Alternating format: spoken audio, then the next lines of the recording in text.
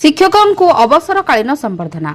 उत्कल दिवस अवसर में कांडगरड़ी पंचायतर अवस्थित सिंहवाहिनी उच्च प्राथमिक विद्यालयर प्रधान शिक्षक करुणाकर महापात्र को पुरातन छात्र संसद तरफ विदायकालीन संबर्धना दि जायछि।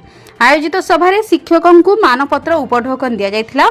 अनुष्ठित सभारे विद्यालय कमिटीर पूर्वतन संपादक गयाधर परिड़ा सभापतित्व करिथिया बेले विदायी शिक्षक विजय नायक मंच परिचालना करथिले।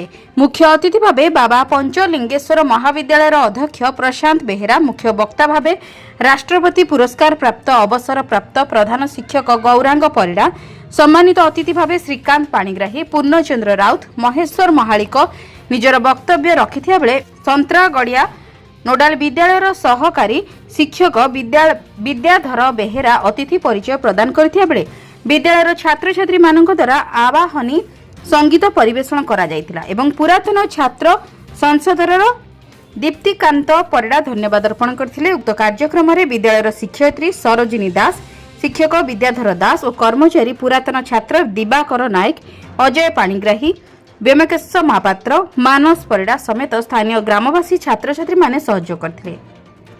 ब्यूरो रिपोर्ट, जन अधिकार।